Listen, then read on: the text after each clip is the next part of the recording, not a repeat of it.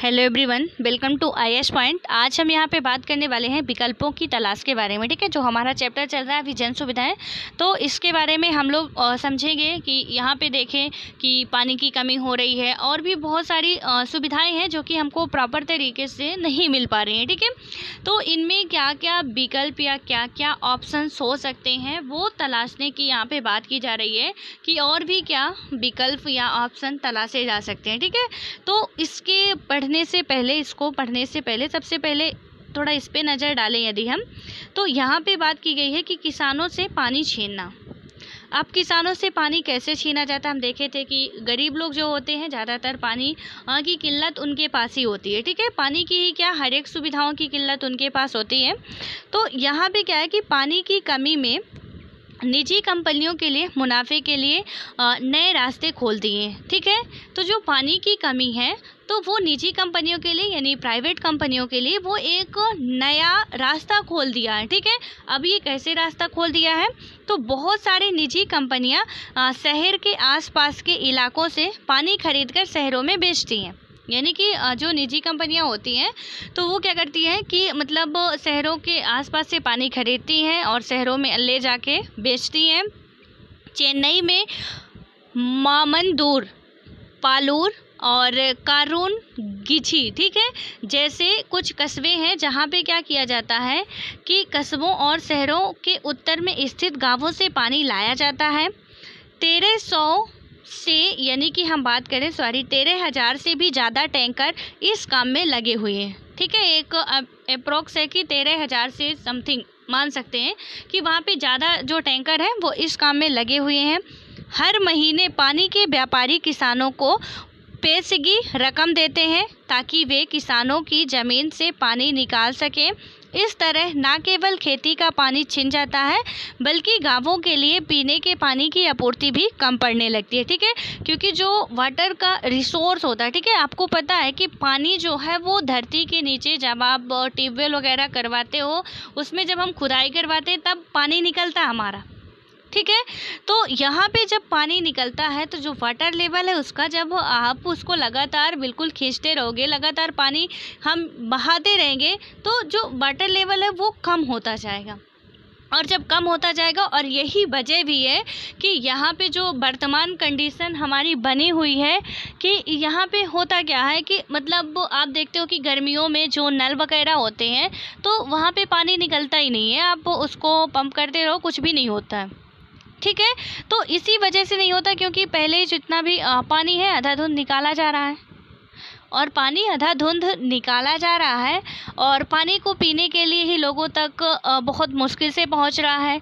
तो ये हो सकता है कि चलिए वाटर यदि निकाला जा रहा है फिर से धरती पे जा रहा है तो आपको पता होगा कि यहाँ पे पानी जो बनता है, ठीक है, यानी कि पानी जो बारिश होती है और बारिश होने के बाद धरती के अंदर तक जाने की जो प्रक्रिया होती है वो काफ़ी लंबी होती है।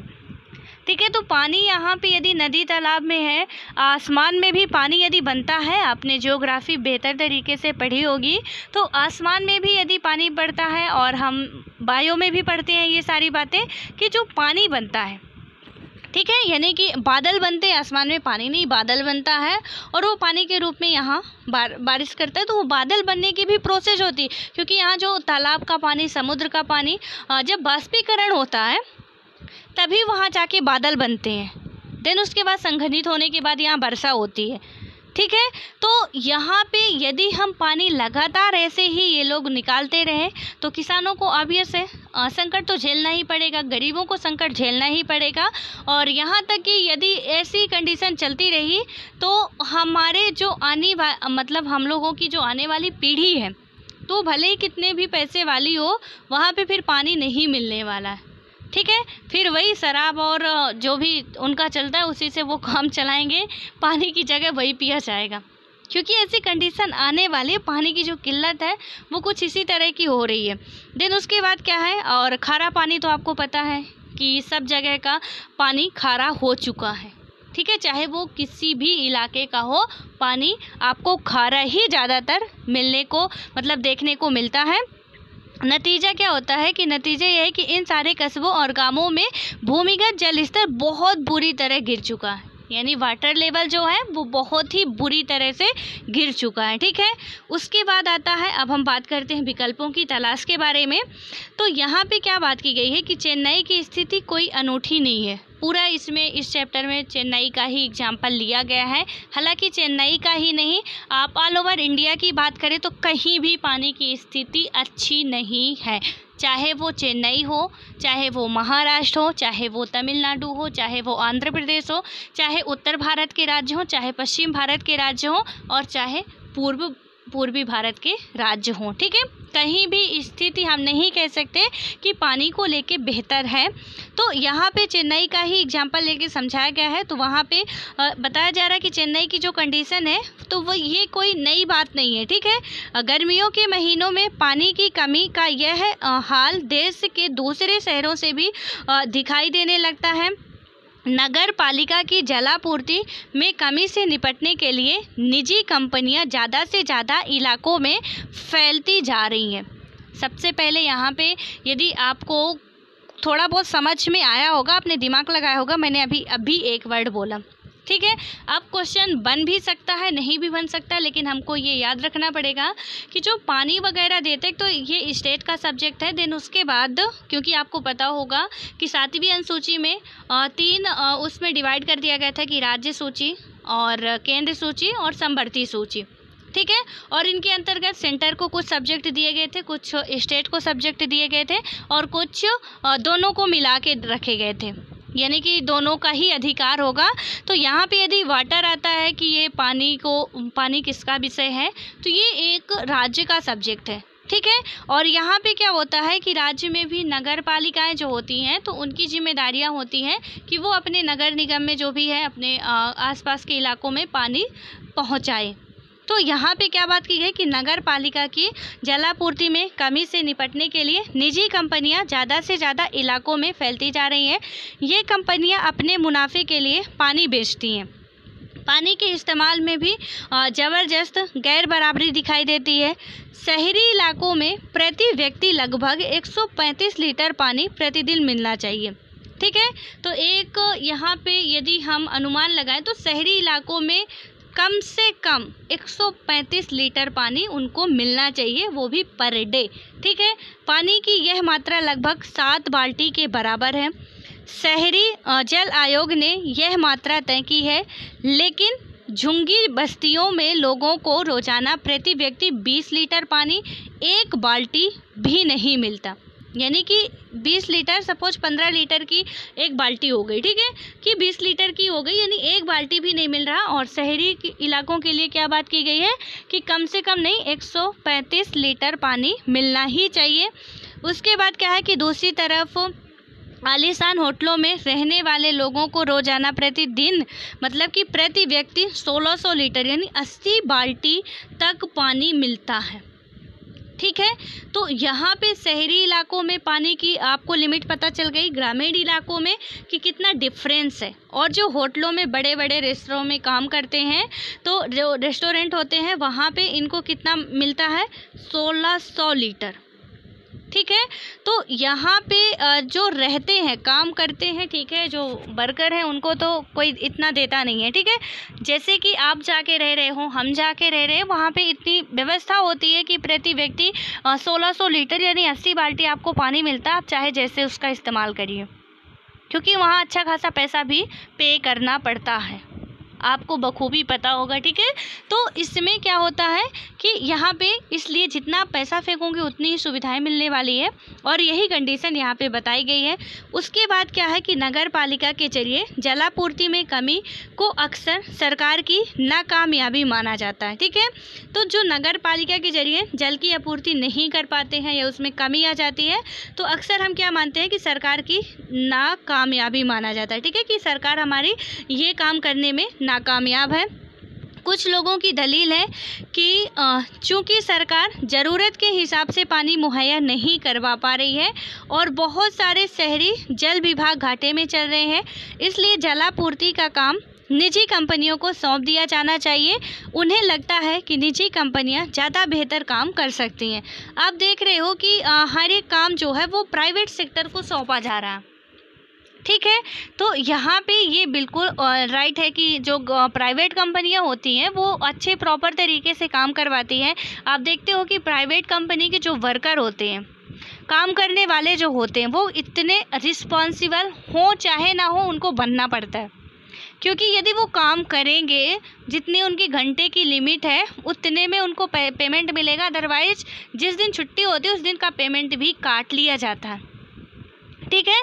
और यहाँ पे जो गवर्नमेंट वर्कर्स की सिचुएशन है, गवर्नमेंट सर्वेंट वालों की सिचुएशन है कि बढ़िया आराम से एक बार किसी तरह हम आप मेहनत कर रहे हैं कि यूपीएससी में सिलेक्शन मिल जाए हमको, हम आईएएस आईपीसीएस या कि कुछ आईएफएस अधिकारी कुछ भी बन जाए, या स्टेट का सिलेक्शन हो जाए तो कुछ भी बन जाए, देन उसके बाद आराम से बैठ के कुर्सियाँ तोड़ेंगे, हमारी रिस्पॉन्सिबिलिटी ख़त्म। और ये बिल्कुल सत्य है, ठीक है, कि अभी बहुत बड़े बड़े सपने लेके घूम रहे हैं, लेकिन जो एक्चुअल में करना चाहिए एक सरकारी अधिकारी को, एक गवर्नमेंट ऑफिसर को, वो काम तो होता ही नहीं है। और यहाँ पे ये लोग दलील दे रहे हैं कि हमको सारे काम प्राइवेट सेक्टर वालों को सौंप देना चाहिए। अब यहाँ पे बिल्कुल सही है कि प्राइवेट सेक्टर वाले अच्छा काम कराएंगे, लेकिन कुछ गवर्नमेंट की भी यदि टाइट वहाँ पे शासन वगैरह करवा दें, लेकिन गवर्नमेंट वालों के ऊपर राजनीति आके बैठ जाती है, ठीक है। चाहे वो पुलिस वाले हों, ना तो उनको खुलेआम काम करने को मिलता है, चाहे वो किसी भी सेक्टर के हों, उनके ऊपर राजनीति का भी दबाव रहता है। और यहाँ पे कोई अच्छा करना भी चाहता है तो वही हाल होता है, तो उनका जो भी है, इसीलिए ये लोग क्या बातें कर रहे हैं आप कि इसलिए जलापूर्ति का निजी कंपनियों को सौंप देना चाहिए, यानी कि गवर्नमेंट अब नाकामयाब रह रही है तो शहरी जल विभाग घाटे में चल रहा है, और इसीलिए क्या करना चाहिए कि इनको हम निजी कंपनियों के हाथों में दे दें। अब आप सोचिए कि जब निजी कंपनियों के हाथों में डायरेक्ट ये दे दिया जाएगा तो कंडीशन क्या होगी, हम पहले भी पढ़ चुके हैं, ठीक है। और ये निजीकरण का जो मुद्दा है वो आपके क्वेश्चन के लिए, मेंस के लिए, इंटरव्यू के लिए, हर एक के लिए बहुत इम्पोर्टेंट मुद्दा है। तो इसलिए थोड़े थोड़े जो भी हमको कहीं से भी कॉन्सेप्ट मिल रहे हैं उनको आपको पकड़ के चलते रहना, ठीक है। तो यहाँ पे जो प्राइवेटाइजेशन है, यानी कि गवर्नमेंट वर्क नहीं कर रही तो आप निजीकरण कर दो, प्राइवेट वाले को दे दो।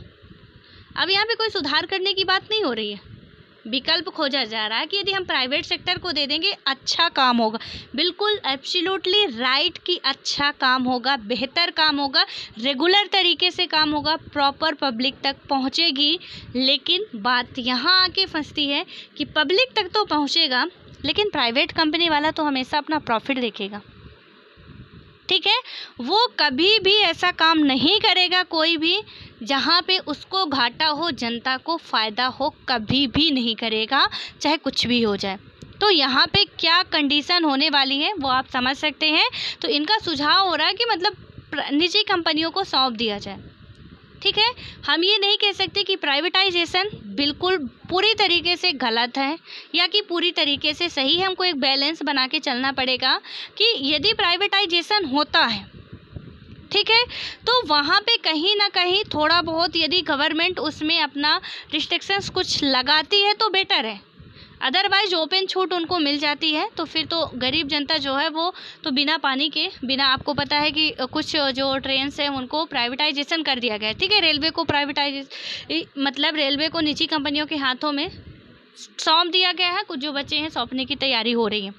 ये भी हाल फिलहाल का मुद्दा है, आप सभी को पता होगा।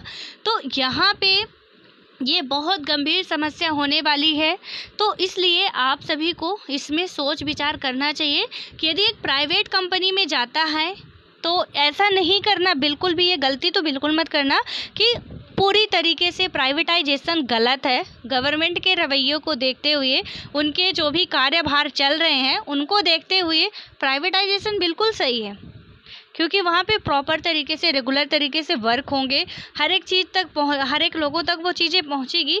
लेकिन कहीं ना कहीं थोड़ा बहुत ये कमी भी है, ठीक है। और ये सारी बातों को हम खुद से अपने से एनालिसिस करके समझ सकते हैं, कहीं पे आप बुक से रट के नहीं समझ सकते हैं। और अपना माइंड जितना ही आप लोग मतलब उसको एनालिसिस करने में लगाएंगे उतना ही बेटर होगा। मैं बार बार बोलती हूँ कि यूपीएससी किताबों से पढ़ के नहीं होने वाला, ठीक है।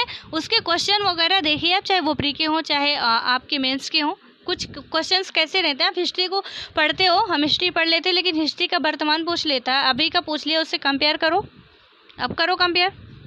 तो इसलिए हमको अपना जो माइंड है उसको बिल्डअप करना है, ना कि जो बुक में लिखा बुक से समझ बढ़ा के फिर अपने हिसाब से हमको चलना है। ठीक है, इस दलील की रोशनी में निम्नलिखित तथ्यों पर विचार भी किया गया है कि दुनिया भर में जलापूर्ति की जिम्मेदारी सरकार पर रही है, निजी जलापूर्ति व्यवस्था के उदाहरण बहुत कम है। ठीक है, अब यहाँ पे ये जो दलील दी गई है कि उनको बनाना चाहिए, तो इसके कुछ जो भी बातें हैं वो हैं क्या क्या है कि जो दुनिया भर में क्या हुआ कि जलापूर्ति की जिम्मेदारी हमेशा से गवर्नमेंट की ही रही है। ठीक है, निजी जलापूर्ति व्यवस्था के उदाहरण जो है या एग्जाम्पल जो है वो बहुत कम ही देखने को मिलते हैं। दुनिया में कई ऐसे क्षेत्र हैं जहां सार्वभौमिक जलापूर्ति सब लोगों तक पहुंच चुकी है, नीचे बॉक्स में दिखा भी गया। ठीक है, कि बहुत से ऐसे क्षेत्र हैं जहां की सार्वभौमिक जलापूर्ति सब लोगों तक पहुंच चुकी है। तो ये कैसे पहुंच चुकी है, यानी कि हम बात करें तो पोर्तो एलेग्रे में सार्वजनिक जलापूर्ति। ठीक है, इसमें क्या क्या बातें कही गई हैं, थोड़ा इसको समझते हैं क्या क्या लिखा हुआ है। यहाँ पे लिखा हुआ है कि पोर्तो एलेग्रे ब्राज़ील का एक शहर है। ये जो है क्या है, ब्राज़ील का एक शहर है। और ब्राज़ील कहाँ है, तो ब्राज़ील मतलब वो किस कॉन्टिनेंट में है, तो ये अमेरिका में है, यानी साउथ अमेरिका में। ठीक है, आपको पता है कि अमेरिका एक नॉर्थ अमेरिका एक साउथ अमेरिका है, तो जो ब्राज़ील है वो साउथ अमेरिका का है, यानी कि जो हमारे महाद्वीप हैं तो दक्षिण अमेरिका का है। ठीक है, तो एक महाद्वीप दक्षिण अमेरिका भी है ना।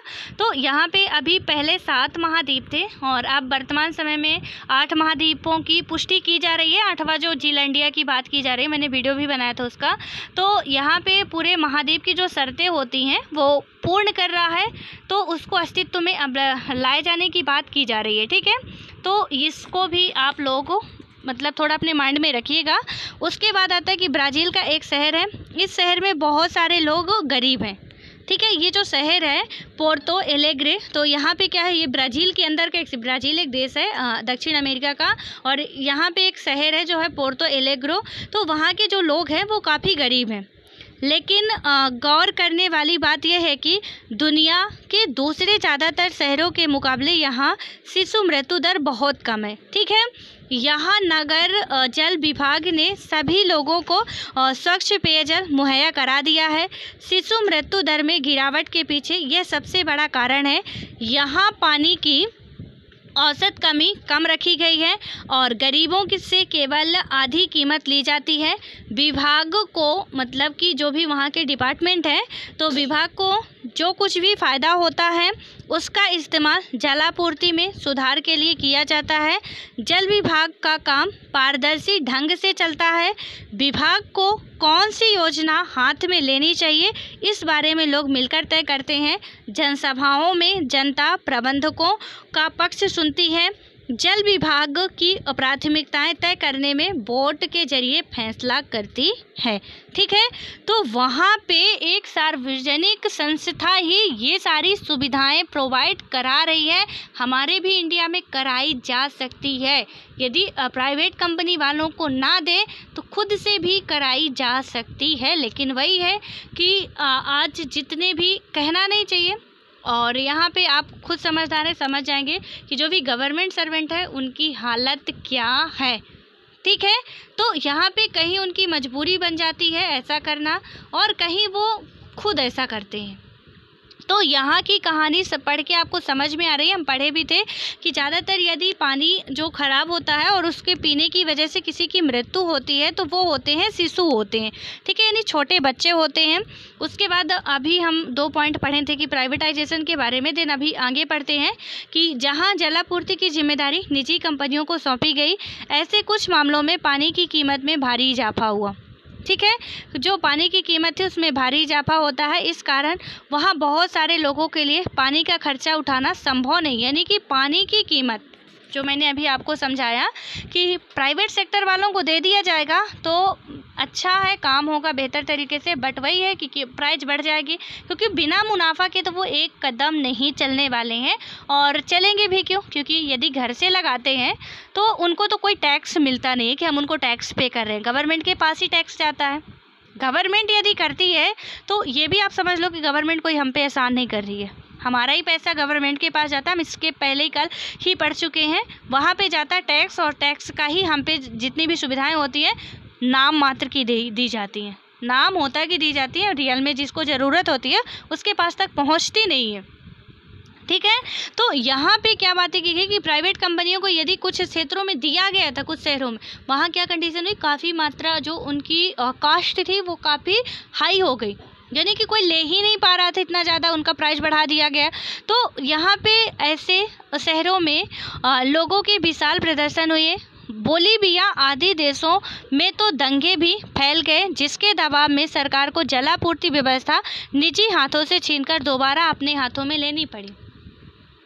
अब यहाँ पे आप समझ सकते हैं पूरा, जो मैं एक एक पॉइंट आपको बता रही हूँ, प्लीज़ इसको अच्छे से माइंड ओपन करके सुनिएगा, क्योंकि ये जो मुद्दा है वो काफ़ी मतलब इसका यदि हम बात करें इस मुद्दे की तो काफ़ी चर्चित होने वाला है, और अभी रहा भी है, जबकि रेलवे का प्राइवेटाइजेशन हो चुका है। तो अब आप 2020 का जो मेंस का क्वेश्चन होना है आप उसमें देखिएगा, आएगा ही आएगा, और यदि नहीं आता तो 2021 में पूछा जाएगा, क्योंकि ये अभी करंट इशू है।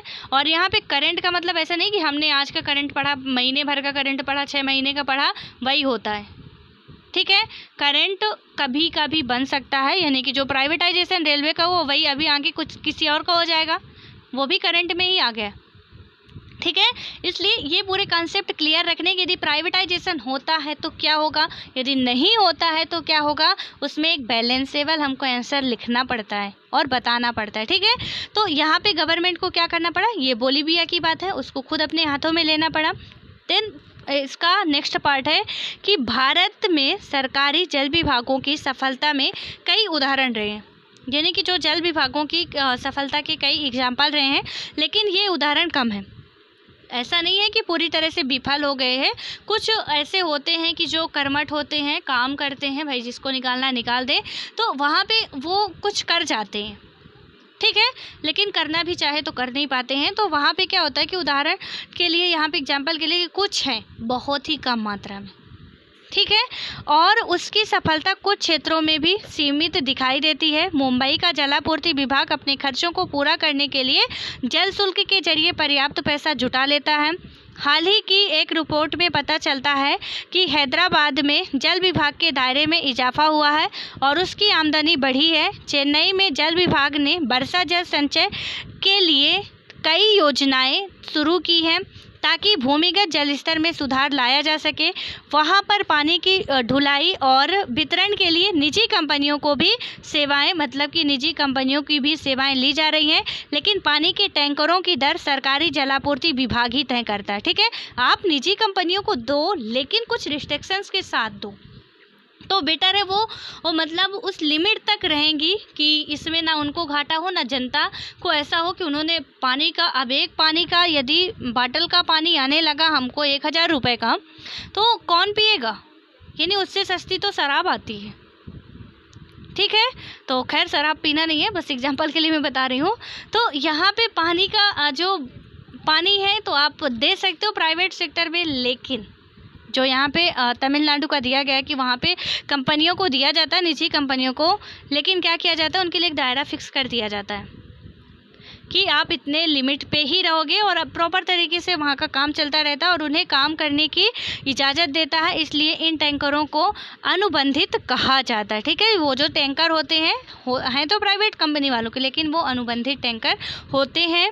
उसके बाद अब हम आगे बात करें तो यहाँ पे सबसे पहले देखते हैं इसके निष्कर्ष की। ठीक है, तो निष्कर्ष में क्या क्या बातें कही गई हैं इसको समझें यदि हम, तो इसमें समझाया गया है कि जन सुविधाओं का संबंध हमारी बुनियादी ज़रूरतों से होता है। ठीक है, यानी कि जो जन सुविधाएं होती हैं, पूरा ओवरऑल जितना हम अपने चैप्टर में पढ़े उसके निष्कर्ष की बात कर रहे हैं, तो इनका क्या होता है कि जन सुविधाओं का जो संबंध होता है वो बुनियादी ज़रूरतों से होता है। भारतीय संविधान में पानी, स्वास्थ्य, शिक्षा आदि अधिकारों को जीवन के अधिकार का हिस्सा माना गया। कौन कौन से? पानी हो गया, स्वास्थ्य हो गया, शिक्षा हो गया। तो इन अधिकारों को जीवन से संबंधित हिस्सा माना गया है। इस प्रकार सरकार की एक अहम जिम्मेदारी यह बनती है कि वह प्रत्येक व्यक्ति को पर्याप्त जन सुविधाएं मुहैया कराएं। ठीक है, अब जन सुविधाएं में पानी बस नहीं आता है, यहाँ पे पानी का हमने एग्जाम्पल लेके समझा है। पानी के साथ साथ भी स्वास्थ्य देखना पड़ता है, उसके बाद शिक्षा भी वहाँ पे लोगों के लिए ये एक सुविधा के रूप में ही होती है। ठीक है, ये हो गया। उसके बाद है, लेकिन इस मोर्चे पर संतोषजनक प्रगति नहीं हुई है। आपूर्ति में कमी है और वितरण में भारी असमानता दिखाई देती है। महानगरों और बड़े शहरों के मुकाबले कस्बों और गांवों में तो इन सुविधाओं की स्थिति और भी खराब है। संपन्न बस्तियों के मुकाबले गरीब बस्तियों में सेवाओं की स्थिति कमज़ोर है। इन सुविधाओं को निजी कंपनियों के यानी कि हम बात करें तो प्राइवेट जो कंपनियां होती हैं तो उनके हाथों में सौंप देने से समस्या हल होने वाली नहीं है। ठीक है, ये जो जन सुविधाएं होती हैं तो इनका यदि हम एक प्राइवेट कंपनी को सौंप देते हैं और अपना गवर्नमेंट पल्ला झाड़ लेती है तो यहाँ पे कुछ हासिल होने वाला नहीं है, समस्या और बढ़ेंगी ही, समस्या कम होने वाली नहीं है और वो साफ तौर पे पता है। ठीक है, किसी भी समाधान में इस महत्वपूर्ण तथ्य को नज़रअंदाज नहीं किया जा सकता कि देश के प्रत्येक नागरिक को इन सुविधाओं को पाने का अधिकार है और उसे ये सुविधाएं समतापरक ढंग से मिलनी चाहिए। यानी कि जो यहाँ पे अभी समाधान की बात की गई थी ना कि क्या विकल्प होने चाहिए, तो प्राइवेट सेक्टर को आप सौंप दो। तो यहाँ पे ऐसा नहीं होना चाहिए कि हम यदि सीधे से नज़रअंदाज कर लिए या कि हम प्राइवेट वालों को दे के अपना पल्ला झाड़ लिए कि चलो रेलवे प्राइवेट कर देते हैं, जो भी जन सुविधाएं हैं तो उन सबको हम प्राइवेट कर देते हैं, एजुकेशन प्राइवेट। आपको पता कि बहुत हद तक मतलब प्रेजेंट टाइम की यदि आप देख रहे हो तो खुद से आप एनालिसिस करिए कि कितनी बुरी कंडीशन चल रही है एजुकेशन की। ठीक है, यहाँ इतनी ज़्यादा फीस लग रही है प्राइवेट हॉस्पिटल और गवर्नमेंट हॉस्पिटल। और एक बात और है, ठीक है, अब यहाँ पे देखिए गवर्नमेंट हॉस्पिटल के जो डॉक्टर होते हैं, थोड़ा सा मैं उनके बारे में बोलना चाहूँगी कि वो जो होते हैं क्या काम करते हैं। आपको पता है ये सब बिजनेस चल रहा है यहाँ पे, पैसा पैसा पैसा, इतना मतलब किसी की लाइफ का कोई वही नहीं है, वैल्यू ही नहीं है। अब ये गवर्नमेंट हॉस्पिटल वाले बिल्कुल आपको बखूबी आप लोग सब परिचित होंगे, इनकी एक निजी क्लिनिक होती है। ठीक है, इनके बंगले पे बुलाया जाता है और जब ये डॉक्टर क्या करते हैं अपने बंगले पे बुलाते हैं जो भी इनका और जहाँ पे भी रहते हैं वहाँ पे वो बुलाते हैं और बोलते हैं कि मैं यहाँ पे अच्छा ट्रीटमेंट नहीं कर पाऊँगा और वहाँ पे आना आप, मैं अच्छी दवाई दूँगा। ठीक है, अब बंगले पे जाने का मतलब है कि एक गवर्नमेंट हॉस्पिटल का जो जो डॉक्टर है वो क्या करेगा कि उसको फ्री में दवाइयाँ करनी पड़ेगी, लेकिन उसने अपना पल्ला झाड़ लिया, मैं यहाँ पे अच्छे से ट्रीटमेंट नहीं कर पाऊँगा, उधर आइएगा आप, मैं अच्छे से आपको पर्सनली आपको वहाँ पे ट्रीटमेंट करूँगा। ठीक है, अब भाई हम बीमार हैं, उन पे ट्रस्ट है, हमको जाना ही पड़ेगा और वहाँ पे जब जाते हैं तो फीस अच्छी खासी घुसने की ही ले ली जाती है। पहले तो वही फीस ले ली जाती है, ठीक है, एंट्री मारने की। उसके बाद जो दवाइयाँ देते हैं और जो दवाई करते हैं उनका भी चार्ज लगता है और जो दवाइयाँ बाहर से ख़रीदनी पड़ती है उनका अलग से चार्ज लगता है। यानी इसमें भी बिजनेस चल रहा है। अब आप समझ सकते हो कि एक बार क्या हुआ था, मैं खुद की कहानी बता रही हूँ, आप लोग खुद से ही बहुत कुछ सीख चुके होंगे।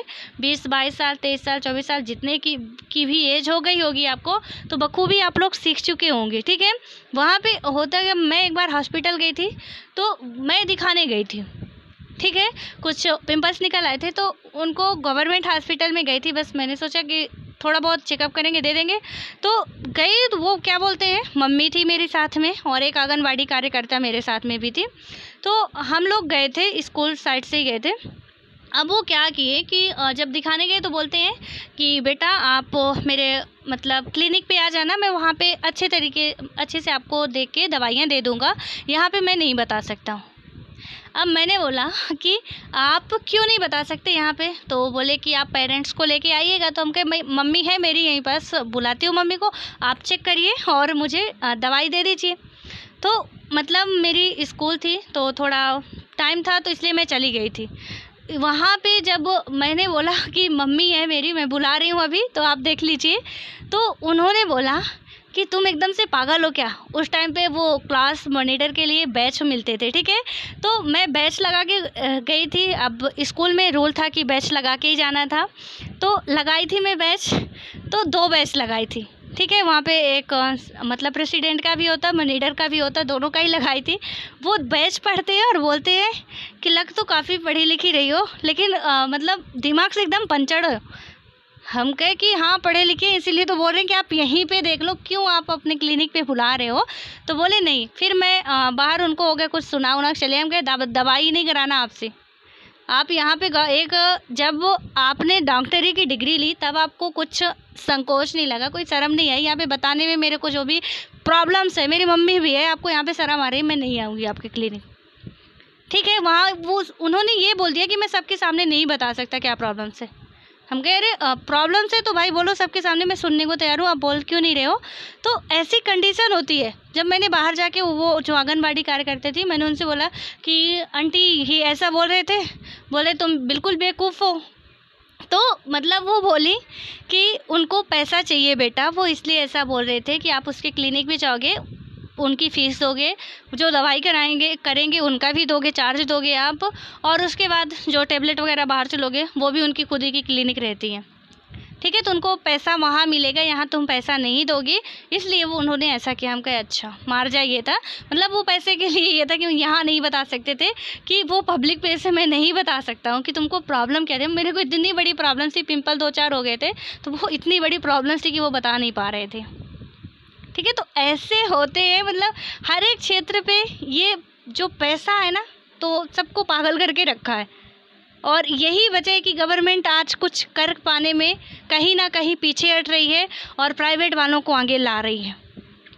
और आई होप कि इस कहानी से आपने बहुत कुछ सीख लिया होगा, और यदि आपके साथ भी हुआ होगा तो आपको भी पता होगा कि ऐसे लोग होते हैं कि वहाँ पे उनको गवर्नमेंट की जॉब मिली है, गवर्नमेंट के लिए एक डॉक्टर को क्या सर में क्या कुछ सब कुछ करना पड़ता है, ठीक है। और वहाँ पे यदि मैं आपको पढ़ा रही हूँ और कहीं पे कोई ऐसा वर्ड आ गया, तो अब ऐसा तो नहीं मैं उसको छोड़ के निकल जाऊँगी कि अरे नहीं हम बोल नहीं सकते, बिल्कुल हमको बोलना पड़ेगा, हमको पढ़ाना पड़ेगा। तो अब यहाँ पे हम पढ़ रहे हैं, कोई टीचर पढ़ा रहा है, तो बेशक हम बिल्कुल अच्छे तरीके से, आई होप कि आप समझ गए होंगे मैं कहना क्या चाह रही हूँ। सो अब मिलते हैं नेक्स्ट, तब तक के लिए bye bye, all the best. और आप सभी लोग प्लीज़ प्लीज़ प्लीज़ अपना माइंड, मतलब हर एक चीज़ को सोचने में लगाइए, किताब को पढ़ के समझ के उसका एनालिसिस करने की खुद से कोशिश कीजिए, सो बेटर होगा आपके लिए, ठीक है।